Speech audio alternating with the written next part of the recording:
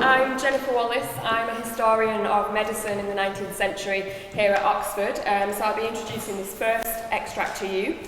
And the play is based around syphilis, essentially, so you're all starting with a cheery topic here.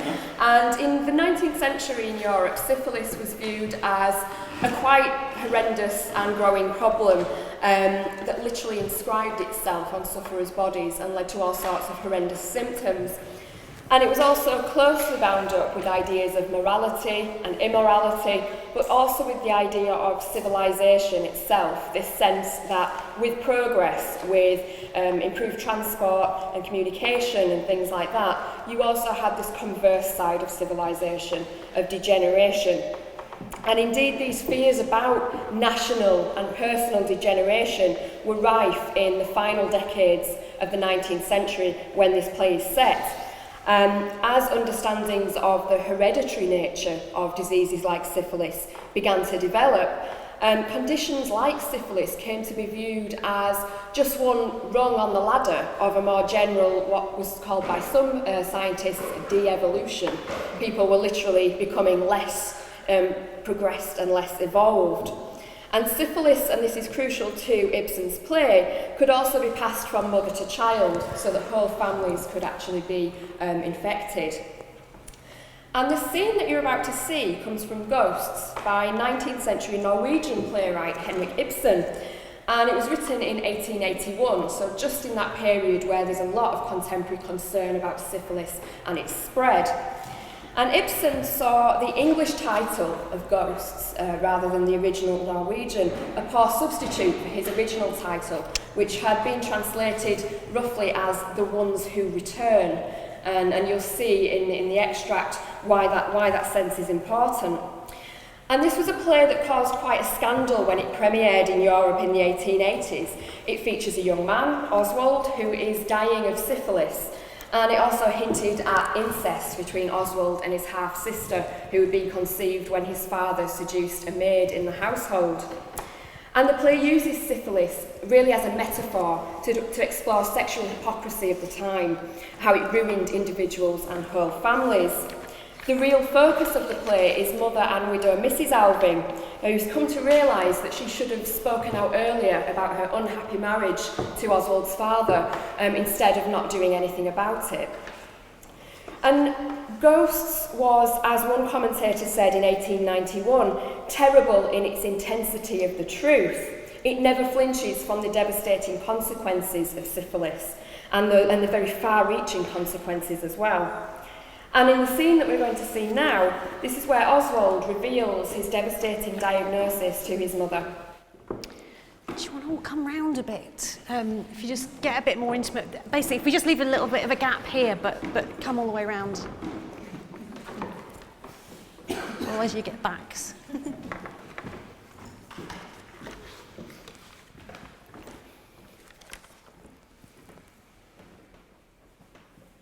May I sit beside you, Mother? Yes, of course, darling boy.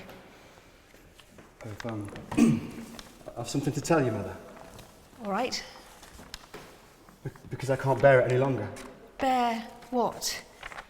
What is it? I couldn't write about it, and since I've been home... Oswald, what is all this? I tried to stop thinking about it yesterday, today, to free myself from it, but I can't. Shh, speak clearly, Oswald. Sit still, and I'll try and tell you about it. I've complained a lot about being tired from the journey. Well? That's not the problem. This is no ordinary tiredness. Oswald, you're not ill, are you? Be still, Mother. Just calm down. I'm not ill exactly, not in the usual sense. My spirit's broken. It's destroyed. I'll never work again. Oswald, look at me.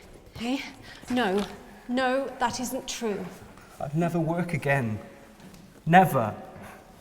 It's like a living death. Can you imagine anything so horrible? Poor boy. How did this terrible thing happen? Well, that's what I don't understand. I've not lived badly. I've not. You mustn't think that, Mother. I've not done that. I'm sure, Oswald. But still, this thing happens. This terrible disaster. It'll pass, darling boy.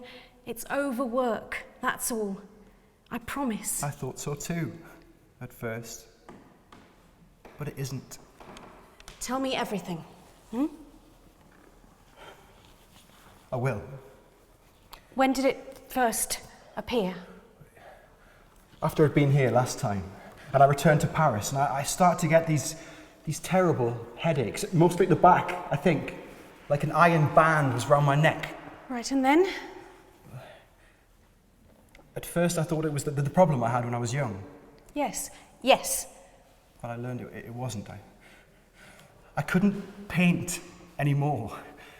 I'd start on a big new piece, and it was like my talent had left me. It's like my strength was gone. I couldn't focus. My head was swimming. Everything was spinning round and round. It was horrible. And in the end, I went to see a doctor, and he gave me the answer. What do you mean? He was one of the best doctors in Paris. He made me tell him how I felt. He asked dozens of questions which seemed completely irrelevant. I couldn't see what he was driving at. Well? Finally, he said, "The sins of the father are visited on the son." I don't... What did he mean by that? I almost punched him in the face. The sins of the father. Imagine. So, of course, I told him it was ridiculous. Do you think he listened even then? No, he kept going on. And it wasn't until I showed him your letters, and I translated all the passages about father. Yes, what then? Well, then he had to admit he was on the wrong track. And then I learnt the truth. The terrible truth. That I should have avoided all those happy times with my comrades. I wasn't up to it, you see. It's all my fault. No, Oswald. Don't think like that. There's no other explanation. And that's the worst thing about it. My whole life is ruined. Everything I wanted to do, I couldn't think about it. I didn't dare dream about it. If I could live life over again and undo what's been done. If this was something I had inherited. If it was something I couldn't help, but this. I've thrown away my happiness, my health, my whole life so stupidly. No. My darling boy, that's not possible. It's not as bad as you think.